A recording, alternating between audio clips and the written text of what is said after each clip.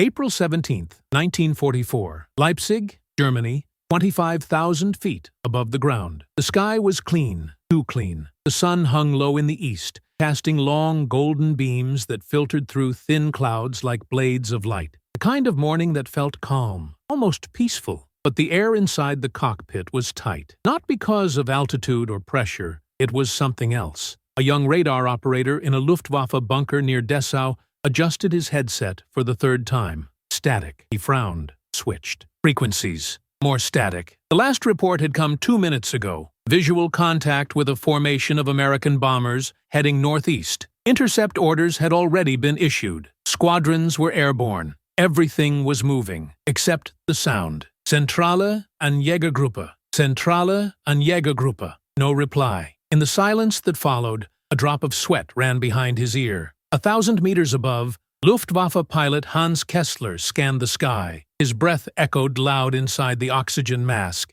His gloves creaked slightly as he gripped the stick. He could hear the hum of the Daimler-Benz engine, steady and confident, like a heartbeat. And yet, something was missing. The background chatter, the clipped voices of wingmen confirming positions, relaying bearings, cracking short jokes to cut the tension. Nothing. He tilted left. No visual. Checked the mirror. Just clouds. Then, through a break in the haze, he spotted them. Far in the distance, like silver insects, shimmering against the rising sun. He squinted. Their wings were longer, sleeker. The angle was wrong for thunderbolts, and too fast for lightnings. Then came the sinking feeling. Not one, not two. A full squadron. No contrails, no sound, no warning. P-51 Mustangs. The moment the Germans saw them, everything changed. Because what began as a rumor had become real. A whisper from American prisoners. A myth from the Italian front. A tale from those few pilots who made it back with bullet holes in their wings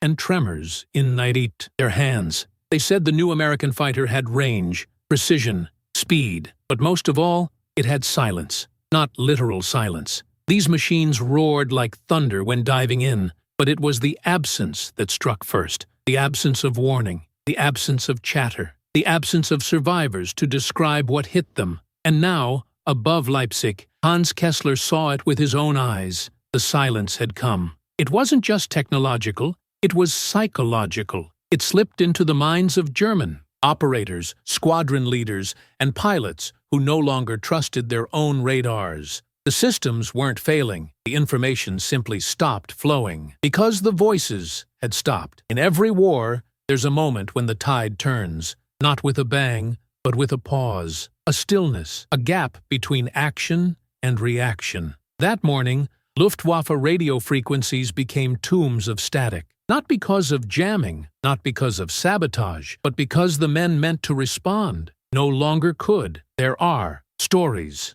real ones, of a base near Nordhausen receiving scrambled orders from the front, only to realize none of their squadrons were still alive. Of an operator in Bremen breaking protocol, screaming into the microphone, "Where are you? Respond! Respond!" Until the only reply was the echo of his own panic. The silence was worse than defeat. It was the sound of helplessness. Because when a soldier dies, someone mourns. When a squad is shot down, a commander records it. But when the lines go, quiet, no trace, no voice, no wreckage, then you don't just lose men. You lose certainty. And certainty was the Luftwaffe's greatest weapon. Until it wasn't. The Americans didn't just bring planes. They brought doctrine, industrialized precision, coordination, at a scale the Germans couldn't match. For every Mustang in the air, another 5 waited on the ground. For every silence on the German channels, 5 new radios crackled to life in English. The battlefield was changing. Not with explosions, but with absences. Not with cries, but with muteness. And every time a Luftwaffe officer turned the dial and heard nothing, the reality grew louder than any gunfire. They were no longer the hunters. They were being hunted. And hunted prey doesn't speak. It flees or falls. The silence over Leipzig wasn't just an anomaly. It was a pattern. One that would repeat day after day across the skies of the Reich. First in Saxony, then in Bavaria, then over Berlin itself. And each time it came, it left the same mark. No sound, no report, no survivors. Just the low, distant growl of a Mustang engine slicing through the clouds, followed by nothing at all. If you're still here, still breathing through this story, drop a comment telling us where you're watching from. And if history speaks to you the way silence did to the men above Leipzig, subscribe. There's more to be uncovered. To understand the shockwave caused by the Mustang's silent arrival, we need to go back, not to America, but to Germany. Back to when the Luftwaffe believed the skies were theirs by right. In 1943,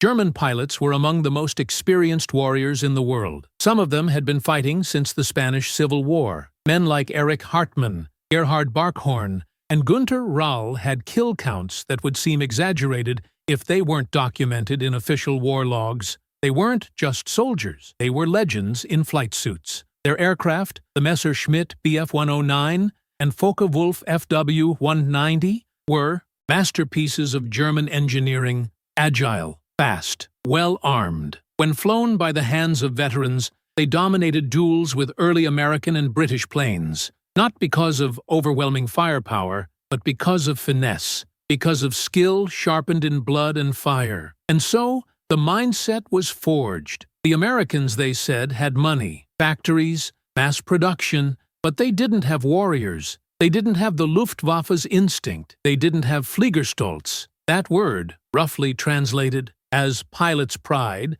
became a mantra in many squadrons, a belief that real dominance came not from machines, but from men. So when the first P-47 Thunderbolts arrived, the Germans weren't impressed. They mocked them openly. Too heavy, too slow in a turn, too clumsy. They called them flying milk bottles, the kind of plane that looked intimidating, but was easy to outmaneuver in a dogfight, a joke in the skies, until you flew straight into its 8 Browning 50 caliber machine guns. But even then, the Germans held their confidence. Because as long as the Americans had to turn back before reaching Berlin, the Reich still had room to breathe. That confidence wasn't arrogance, it was experience. By late 1943, Luftwaffe pilots were still scoring kills in the dozens during bombing raids. While flying fortresses dropped payloads over industrial targets, German fighters sliced through their formations with merciless discipline. One of the most notorious tactics was called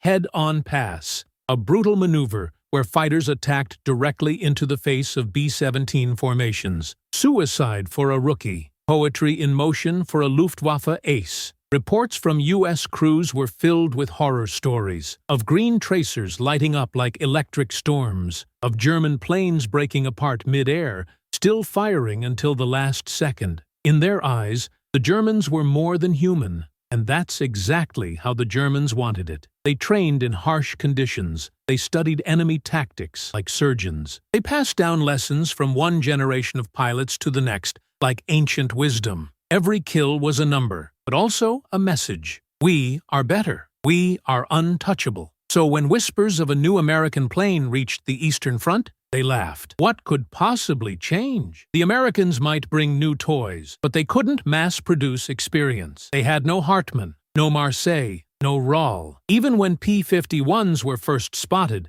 many assumed they were P-40s, just another variant of an ITD model. But then came the first loss, then another, then 5 in one day. All in areas previously considered safe zones. No survivors, no warnings. That's when things started to shift. Inside Luftwaffe ready rooms, the laughter became thinner. Debriefings became quieter. Questions started circling. How were these new planes reaching so far? Why were they faster in climbs? Why did they attack in coordinated waves instead of chaotic bursts? The myth of American incompetence began to crack because the Mustang didn't come to duel. It came to erase, but the most dangerous enemy is not the one with better weapons, it's the one you underestimate. And the Luftwaffe had spent months underestimating an enemy that was not just learning, but adapting. USAF pilots were flying longer, training harder, and being rotated systematically to preserve experience. Unlike Germany, which kept its veterans on the front lines until death or capture,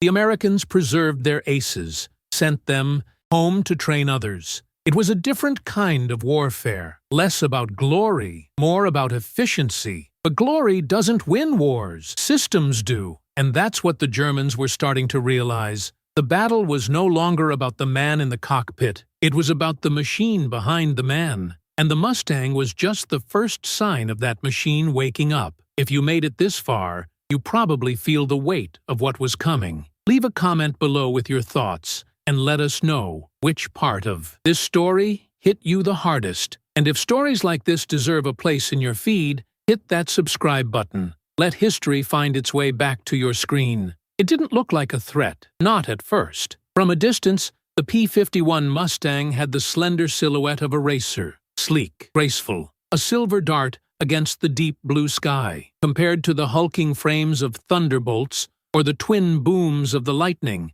it seemed almost delicate. It didn't growl like a monster, it sang. And in that, melody hid the most devastating shift in the air war over Europe. The Mustang was born out of desperation. In 1940, Britain needed more planes and fast. North American aviation promised to build them a licensed P-40 Warhawk, but instead, they designed something from scratch. In just 117 days, a prototype was ready. It was efficient, aerodynamic, but it had a problem: the engine. Early versions used an Allison V1710. Reliable? Yes, but performance dropped sharply above 15,000 feet, and that was unacceptable. Europe's war was being fought at high altitude. Then came the turning point. The British had an idea. What if they replaced the Allison with the Rolls-Royce Merlin engine, the same powerhouse used in the legendary Spitfire? It worked. More than that, it transformed the Mustang into a different creature entirely. With the Merlin engine under the hood, the P-51 was no longer a support fighter. It became a high-altitude predator, capable of speeds over 700 kilometers per hour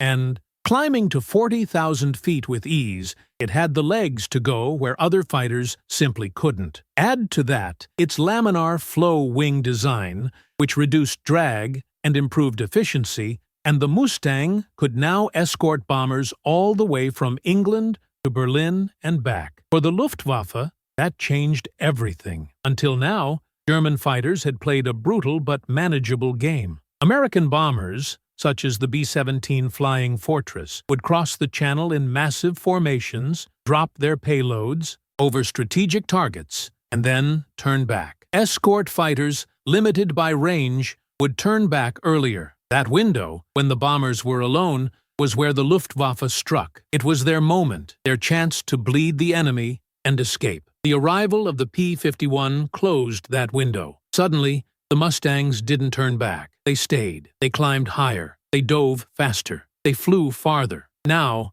the Luftwaffe wasn't attacking exposed bombers. They were flying straight into waiting. American fighters lined up like sentinels at the edge of the continent. The Mustang didn't just follow the bombers. It hunted the hunters. There are pilot accounts from both sides describing this shift. One German ace, speaking years after the war, recalled the moment he realized the rules had changed. He had engaged a bomber formation north of Frankfurt, expecting his usual edge in speed and vertical maneuvering. But as he broke away, thinking the sky was clear, a Mustang came out of nowhere. It wasn't chasing the bombers, it was chasing him. This reversal of roles shattered Luftwaffe confidence. Their losses skyrocketed. Veteran pilots began falling, not in glorious duels, but in sudden, surgical ambushes, because the Mustang was fast. But more than that, it was coordinated. American doctrine emphasized formation flying and radio discipline.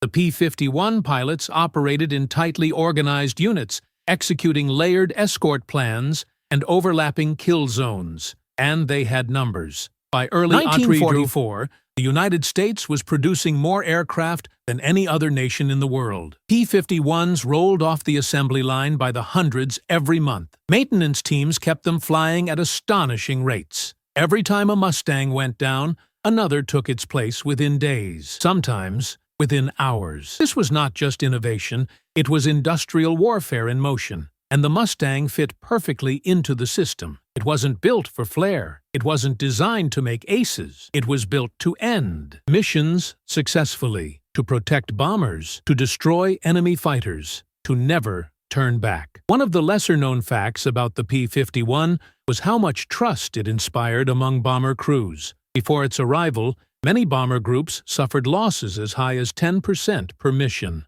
Morale was brittle. Crews painted names of loved ones on their planes, not just for luck, but for remembrance. After the Mustang arrived, those losses dropped dramatically. For the men inside the B-17s and B-24s, silver shapes of Mustangs floating above and beside them were more than aircraft. They were angels, symbols of hope. They didn't just defend, they avenged. There is one story told by a B-17 gunner from the 8th Air Force. On a mission over Brunswick, their bomber took heavy damage and began falling behind, vulnerable, alone. As flak burst around them and enemy fighters prepared to close in, 3 Mustangs dropped from the clouds above, forming a triangle around the crippled fortress. The German fighters disappeared, not because they were afraid of dying, but because they now understood they were no longer guaranteed to survive. That kind of psychological shift doesn't come from statistics. It comes from lived moments,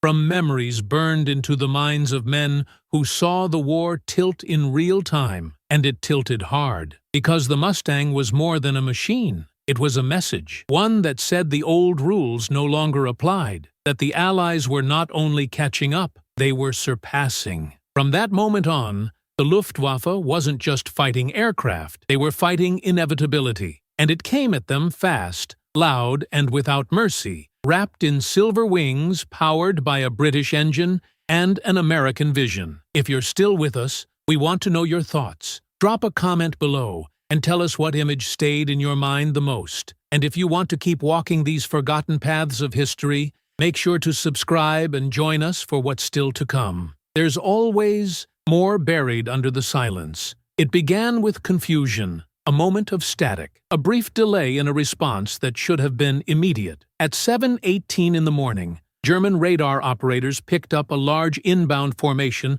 approaching from the northwest. It matched the typical American bombing pattern. The controllers at Jena issued standard intercept commands. Fighters were scrambled. Coordinates were confirmed. Frequencies were checked. Then the silence began. Gruppe 3, report heading. Nothing. Gruppe 2, confirm altitude. Nothing. The operator switched channels, repeated the call. Still nothing. And then the realization started to settle in like a slow, cold wind. The formation was still moving. The bombers were still coming. But the intercept groups, the shield meant to stop them, were no longer responding. They had vanished into the air, not exploded, not witnessed falling, just absent. This wasn't a radio malfunction. This was a blackout born from something that arrived too fast and struck too hard to even leave debris behind. From the ground, it looked like the entire German fighter group had melted into the clouds. Up in the air, the truth was more brutal. P-51s were now operating in perfect silence, not because of stealth, but because of control. These aircraft did not engage in messy dogfights like the ones seen in newsreels. They set traps, they broke formations, they disabled communication first, then delivered the kill. German pilots, trained for years to trust in their network, found themselves alone in seconds. There is a documented report from a Luftwaffe radio technician near Halle who recalled one particular morning where all 3 assigned fighter squadrons simply stopped transmitting mid-interception. At first, the staff assumed enemy jamming, then sabotage, then equipment failure. But when no aircraft returned to base and no wreckage was found within expected combat corridors, they understood what had happened. The enemy hadn't disrupted communication. The enemy had silenced it at the source. And there, in the heart of the Reich's air defense structure, a terrifying pattern began to emerge. Missions would begin like clockwork: takeoff, contact, engagement. But within minutes, entire wings went dark. No mayday, no final bearing, just static. This wasn't normal combat loss. This was total interruption. And for command staff, it was like trying to play chess on a board where pieces disappeared before they could be moved. The psychological impact was devastating. In war, information is power. But silence? Silence becomes a vacuum where fear expands. Officers began hesitating to send squadrons without doubling escorts. Reserve units were kept grounded longer, waiting for confirmation that never came. Rumors spiraled in mess halls. Pilots whispered about ghost fighters. Some claimed the Americans had developed invisible aircraft. Others thought their own radios were being hijacked. In truth, none of that was needed. All it took was speed, tactics, and altitude. The P-51 operated where most German interceptors struggled to reach. By the time a Bf-109 spotted a Mustang, it was already in the kill zone, and the American doctrine emphasized surprise. Not prolonged fights, but short bursts, quick kills, minimal exposure. They didn't chase, they struck, they didn't respond, they removed. And that created the illusion of something more terrifying than technology. It created the inevitability. There is a story from a German mechanic stationed near Magdeburg. One morning, he watched a squadron of 6 Bf-109s take off to intercept a wave of B-24 bombers. He stayed by the runway, waiting to guide them back in. They never returned. Hours later, only a single pilot limped back in a damaged aircraft. No gunfire had been exchanged, he said. They were ambushed in formation. He saw 2 friends vanish in smoke before he could react. Then 2 more. Then it was only him, diving for the tree line, praying his engine would hold together. What shook him the most wasn't the suddenness. It was that the Mustangs never said a word, not over radio, not in formation, not in warning, just a burst, a trail, then silence. From that day forward, he never listened to the radio the same way again. Because now, when there was silence, it didn't feel like peace. It felt like someone was already gone. This growing sense of dread became part of the Luftwaffe's daily reality. Commanders started referring to black corridors in the sky, routes where fighters vanished more frequently, where contact was harder to maintain. It wasn't just a tactical disadvantage anymore, it was spiritual erosion. The skies were supposed to belong to them, but now they carried ghosts. Even ground crews began to notice a shift. Maintenance logs showed more last-minute mechanical inspections, more aborted takeoffs due to engine irregularities. But most of those engines worked fine. The truth was harder to admit. Pilots weren't just afraid of dying. They were afraid of disappearing. Because dying could be remembered. Disappearing meant no one would even know your name. The Mustang had become more than a plane. It was an absence weapon. It erased targets, yes, but it also erased confidence, routine, communication. And in a military force built on discipline and structure, that erosion was more damaging than any bomb. By the spring of 1944, Luftwaffe bases were modifying protocol. Ordered triple radio checks.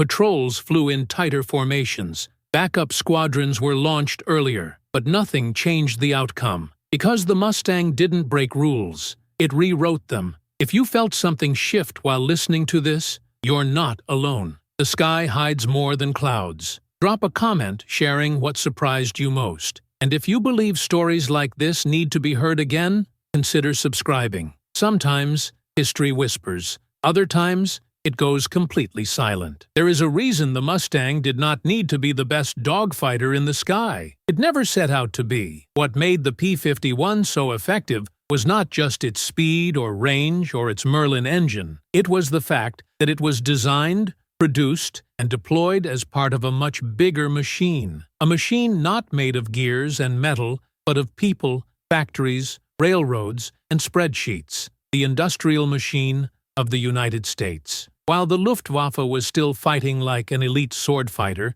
the United States had picked up a sledgehammer and started swinging. And the Mustang was the tip of that hammer. At the start of the war, Germany had the edge in pilot experience, aircraft quality, and tactical doctrine. The Luftwaffe had been tested and hardened during years of war across Europe. But by 1944, that edge had dulled. German factories were being bombed. Their fuel supply was collapsing. Their pilot training programs had been reduced from over a year of instruction to barely 3 months. The United States, on the other hand, had just begun to warm up. The P-51 Mustang cost a fraction of what a Bf-109 required to produce. It had fewer parts, easier maintenance, and could be built faster by a workforce that was 40% women. Rosie the Riveter wasn't just a poster. She was the person tightening bolts on wings, installing hydraulic lines, and inspecting finished fuselages with calloused hands and tired eyes. Every Mustang that rolled off the assembly line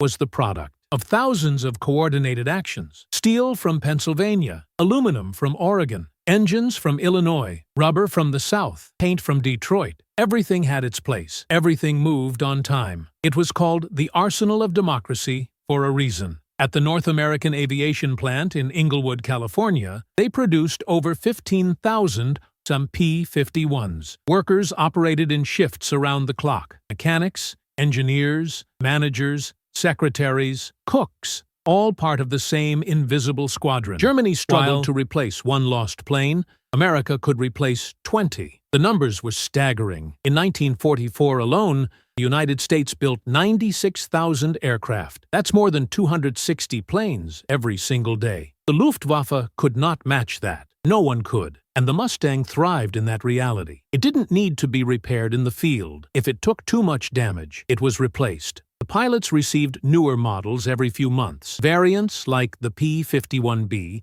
D, and K came faster than the enemy. Could adapt, each with improvements. Bubble canopies for better visibility. Heavier armament, better high-altitude performance. But what truly made the Mustang lethal was how easily it fit into every layer of the air war. It escorted bombers. It hunted enemy fighters. It attacked ground targets. It scouted enemy lines. It adapted, and it never stopped coming. Because America had understood something crucial. This war would not be won by the bravest man or the sharpest pilot. It would be won by the side that could outlast the storm. And so, they built aircraft like the P-51 not to be symbols of individual glory, but tools of collective momentum. While German engineers poured resources into advanced prototypes like the Me-262 jet and the TA-152 high-altitude interceptor, the Mustang remained practical, real, deployable. It was not a miracle. It was a product. And that made it more terrifying, because miracles are rare, but production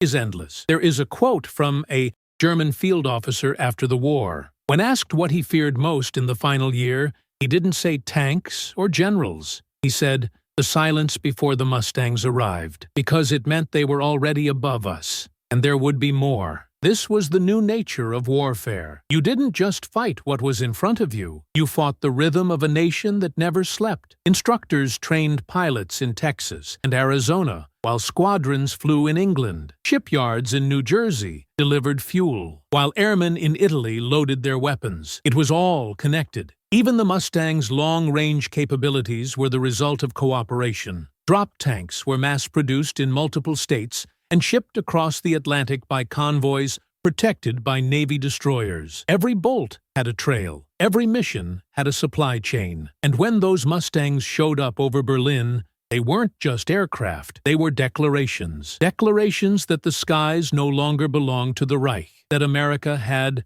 not only joined the war, but had reorganized itself around it. And this is what broke the Luftwaffe more than any dogfight, the realization that even their greatest skill, even their proudest legacy, could not stand against an enemy who had turned logistics into a weapon. If you're someone who believes history is not just about battles, but about the systems that decide them, leave a comment below. Let us know how this story hit you. And if you want more stories that go beyond the surface and dive into the deeper layers of our past, consider subscribing. Every detail we remember keeps the silence from winning. The sky was clear that morning, not just visually, but in a way that unnerved even the most experienced pilots. 24-year-old Oberfeldwebel Dieter Weiss of JG-26 adjusted his gloves inside the cockpit of his Bf-109G. His breath, shallow under the oxygen mask, left small clouds of condensation on the canopy glass. The light shimmered over the horizon as he reached cruising altitude at 8,000 meters, sweeping his eyes across the endless blue above Saxony. They had been scrambled minutes earlier to intercept a formation of American bombers heading toward the industrial centers near Dessau. Standard mission. 8 fighters in total. Dieter flew in the 3rd position of the 2nd Rota. The formation was tight, radios crisp. But then, without warning, the call signs went quiet, not all at once. First it was Rota 2, then Rota 1. Dieter's flight leader shouted across the channel. No response. It was not chaos. It was absence, a slow unraveling. He turned his head left, expecting to see his wingman. Nothing. To the right, nothing. What was once a formation became a ghost. Then he saw them. At first, just glints of metal. 3 dots high above the contrail line. The glints grew, fast, not descending but slicing downward in a diagonal cut that defied the standard German training manuals. No call-outs, No warnings, just movement. First Mustang passed so close,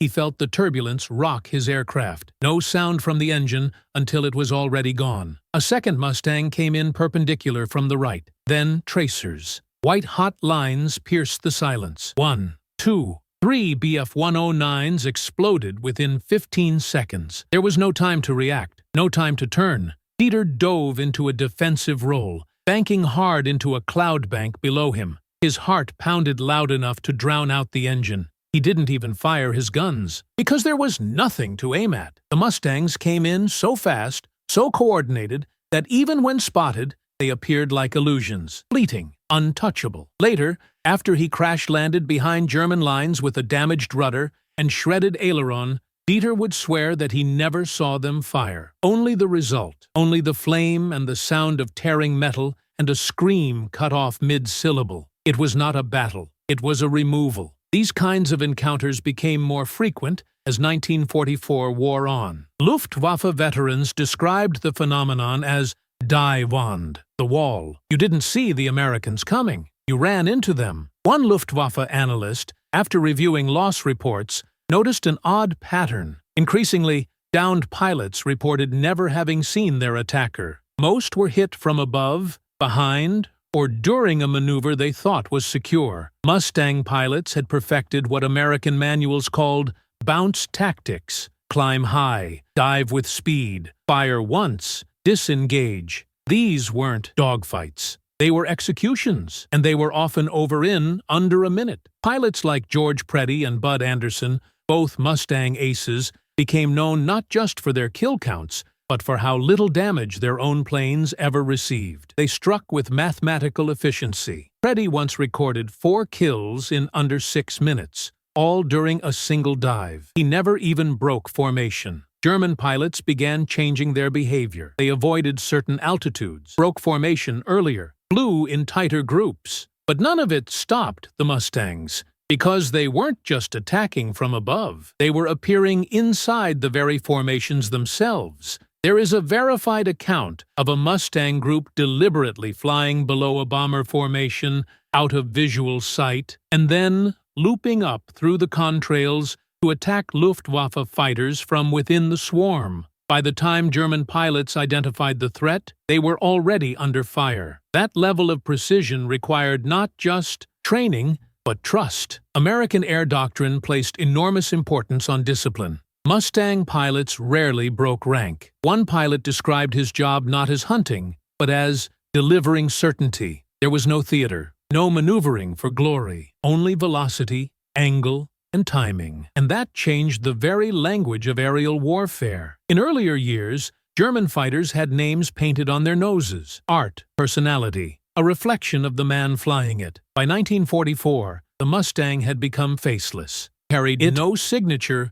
but its shadow. Even its engine, the iconic Rolls-Royce Merlin, became part of the terror. Its distinct howl, rising as the plane dove, became the last sound many German pilots ever heard. In the bomber formations, gunners began to recognize it too. When they heard the Mustang scream, they didn't flinch. They felt relief, because they knew the enemy would be gone in seconds. But for the Luftwaffe, that sound became something else entirely. A warning without warning. A thunderclap that followed lightning. In post-war interviews, several German pilots admitted they no longer feared the size of the American bombing waves. What they feared was the sudden silence, because that silence always ended with a scream, and when it did, it was too late. If this part of the story made you feel the pressure of the cockpit, take a second to breathe and share your thoughts in the comments. Your perspective adds depth to these forgotten pages, and if you believe these real, human moments deserve to be remembered with the weight they carry, consider subscribing. It means a lot more than you think. There had been a time when the Luftwaffe felt untouchable within the skies of the Reich. As long as Allied fighters could not follow their bombers beyond a certain point, Germany's heartland remained shielded. There was a line, invisible but absolute, where the American escorts turned back and the German defenders took over. They called it the sanctuary. It was a lie, because by 1944, the P-51 Mustang had erased that sanctuary with a single cold stroke. With its enormous operational range, especially when equipped with drop tanks, the Mustang could now fly from bases in southern England all the way to Berlin and back. Not in theory. In reality, it could fly farther, fight longer, and escort deeper than anything the Germans had faced. This changed the very shape of the air war. Before the Mustang, German fighters would launch with confidence. Their job was difficult but structured. Strike the bombers, avoid the defensive fire, land, refuel, repeat. Now, they were being hunted before they even left the ground. Mustangs began patrolling near Luftwaffe airfields. They circled above takeoff zones, waiting for German fighters to lift their wheels from the runway before swooping in like falcons. In the span of weeks, it became common for entire squadrons to be cut down within minutes of takeoff. There is an account from a Luftwaffe flight leader who described how he was still retracting his landing gear when he saw the sunlight catch on the wings of 3 P-51s diving toward him from behind a low cloud. He didn't make it 10 kilometers from the base. The Mustang's reach meant the Reich no longer had a rear area. No place was safe. Not even training airfields. Not even maintenance depots. In missions over cities like Kassel, Leipzig, and Regensburg, Mustang squadrons would detach from the main bomber streams and sweep wide arcs around known Luftwaffe positions. They weren't just protecting. They were preemptively destroying anything that could rise into the sky. This was not escort. It was containment, and the effect on morale was suffocating. Pilots, already under stress, began showing signs of what Allied psychologists would later define as pre-sortie trauma. Not fear during combat, fear before combat. The knowledge that the sky was no longer a battlefield, but a trap. Luftwaffe officers began shortening mission briefings. Radios were rechecked obsessively. Commanders used coded language to avoid leaking flight patterns, but nothing stopped the bleeding. German fighters that once struck bombers in packs now flew in fragmented groups, trying to survive long enough to return home. The Mustang had reversed the entire logic of aerial supremacy, and it did so with merciless consistency. There is a documented mission flown on March 6, 1944. It was the first full-scale American bombing raid on Berlin. Nearly 800 bombers, close to 1,000 escort fighters. For the Luftwaffe, it was supposed to be the proving ground, the Reich capital, a final wall that could not fall. But the Mustangs were waiting. They escorted the bombers into Berlin airspace, engaged German fighters with brutal efficiency, and escorted them out again with minimal losses. From that day on, the German High Command knew the war in the air was over, even if they wouldn't say it publicly. And while Germany continued to field new aircraft, including the revolutionary jet-powered Me-262, it was too little and far too late. The Mustang had not just claimed air superiority, it had sustained it. Across cities, across months, across seasons. American bomber crews began noticing the shift as well. Where once their missions were defined by terror and high loss rates, they now felt something closer to trust. They saw the long silver wings of Mustangs glinting in the sun and understood they were going to make it home. Not always, but enough. Enough to matter. Enough to keep flying. And that is what broke the Luftwaffe's back more than numbers or speed or engine power. It was the knowledge that the sanctuary was gone, that there was no longer a place in the sky they could call their own. Even the cloud cover began to feel hostile, because behind every patch of haze could be another Mustang, circling silently, waiting for a flicker of movement. That constant pressure shattered the rhythm of German air defense. Nothing was predictable anymore. The enemy could come from anywhere, any altitude, any direction, and by the time you saw it, it was already too late. If this chapter left an impression on you, we'd love to hear it. Share your thoughts in the comments and tell us how you're experiencing this story. And if you want to keep uncovering the layers beneath these forgotten moments, subscribe now. Together we can bring light to the silence that history almost buried. Long before the Mustangs ever took flight over Berlin, the war had already shifted beneath the surface, not in the air, but on the ground, in factories, in shipyards, in supply depots that stretched from California to the English countryside. Because what most German officers did not understand at the time was this war would not be won by tactics alone. It would be won by weight, by production, by the unrelenting rhythm of machines that never slept. And nowhere was this more evident than in how the United States approached war. It wasn't about brilliance. It was about systems. While Germany poured its best minds into revolutionary prototypes and last-chance wonder weapons, America focused on making thousands of good weapons and making them fast. The P-51 Mustang was not just a triumph of aerodynamics. It was the result of a logistical masterpiece. Its power came not only from the engine or its design, but from the invisible network that surrounded it. Steel from Pittsburgh, aluminum smelted in Washington state, rubber from the American South, oil processed in Texas, radio components designed in New Jersey. All of it fed into a machine that knew how to build, transport, and replenish at a scale never seen before. The numbers speak for themselves. By 1944, the United States was producing nearly 100,000 aircraft a year. That is over 270 planes every single day. While German factories struggled to repair bombed-out facilities and train new crews, America was building redundancy into its entire supply chain. If a plant in Michigan failed, one in Kansas took over. If an airfield in England was fogged in, there were 20 more on standby, and every Mustang that was shot down over Europe was replaced within days, sometimes before the wreckage even hit the ground. This relentless capacity changed everything. Because unlike the Luftwaffe, which had begun to treat every pilot and aircraft as irreplaceable, the Americans had built a system that could absorb losses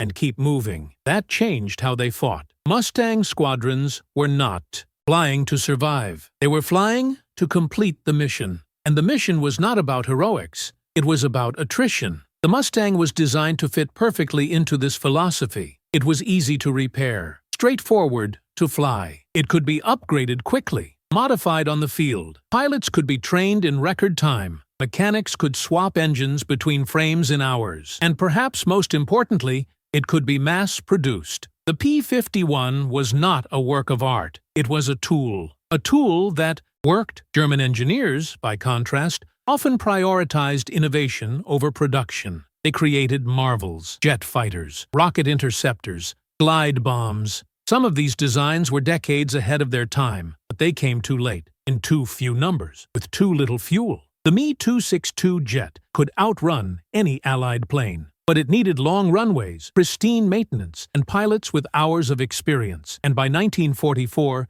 Germany had none of those things in reserve. Meanwhile, a Mustang could take off from a dirt strip in Normandy, fly to the heart of Germany, and return without a scratch. Not because it was invincible, but because the entire machine behind it was designed to make sure it did. There is a reason why Eisenhower later said that the Jeep, the C-47 transport plane, and the P-51 Mustang were the three tools that won the war. Each of them was simple, reliable, and everywhere. The Germans had aces. The Americans had rotations. The Germans had innovation. The Americans had execution. And in war, execution is everything. There is a lesser-known report from late 1944 detailing the American supply network feeding the European theater. It mentions that on average, a fully armed Mustang consumed 1-200 gallons of fuel per mission. Multiply that by hundreds of missions per day, and you realize the staggering scale of the operation. Yet the fuel never stopped arriving. Trains crossed continents.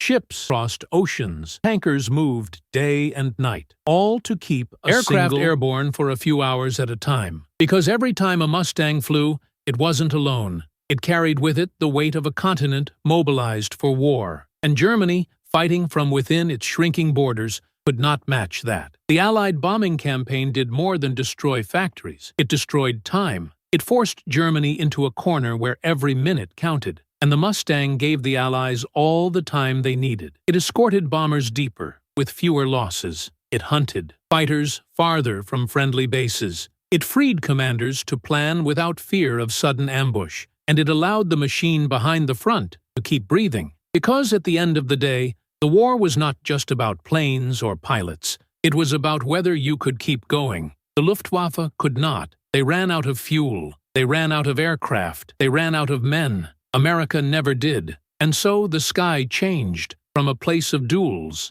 to a place of process. The Mustang did not win because it was mythical. It won because it was repeatable. And when victory is just a matter of repetition, the outcome becomes inevitable. If this perspective opened your eyes to the machinery behind the myth, we want to hear from you. Leave a comment with your reflections or share something you learned today. And if you feel like this is the kind of story the world should remember more often, go ahead and subscribe. The more we uncover together, the harder it becomes for history to fade into silence. By the spring of 1945, the silence over Germany had taken on a new meaning. It was no longer the sudden absence of radio chatter or the eerie quiet before an ambush. It had become something deeper, something final. It was the sound of surrender echoing through the clouds. The skies no longer belonged to the Reich. They hadn't for some time. But now, even the illusion of control was gone.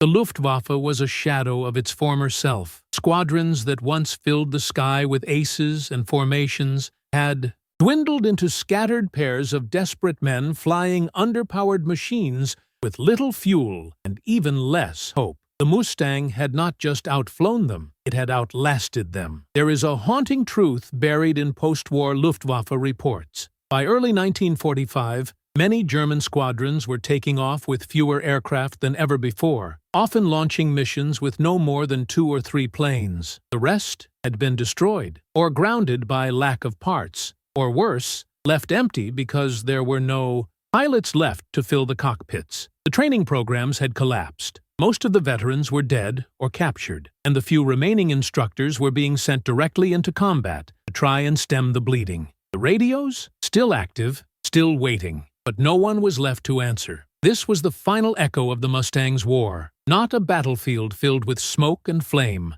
but a vast, quiet sky, empty of resistance. And in that quiet, the myth of Luftwaffe supremacy ended. Not with one last, great battle, but with the gradual, undeniable realization that the sky had changed forever. That every frequency once filled with German commands now carried only static, and that silence was not the absence of war. It was the proof that the war had been decided. One pilot from the 8th Air Force described the final months with a kind of reverent sadness, not because the job was unfinished, but because it was too complete. There were no more enemies to chase, just airfields with broken runways, hangars filled with twisted wrecks. It was like flying over the ruins of a storm. That's what the Mustang had become? The storm. It arrived quietly. It hunted relentlessly. It stayed until the enemy had nothing left to give. And when it was done, it didn't roar in triumph. It simply kept flying. There is no precise number that can capture the full impact of the P-51 Mustang.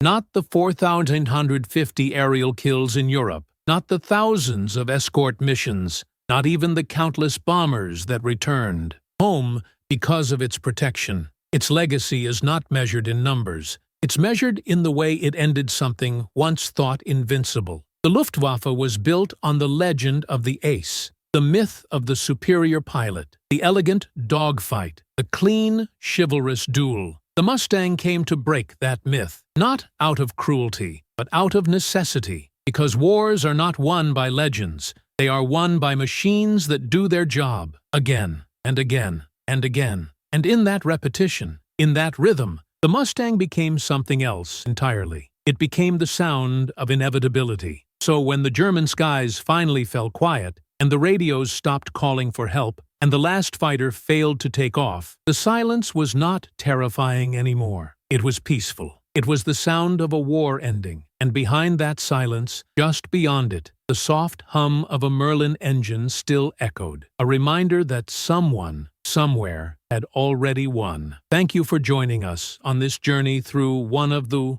most powerful transformations in aviation history. If this story moved you, taught you, or made you see the war from a new angle, consider leaving a comment below. Let us know what stayed with you. And if you're ready to dive deeper into the stories that history almost forgot, the next video is waiting for you on the screen right now. Click it. Keep the memory alive. And from all of us here, Thank you for watching.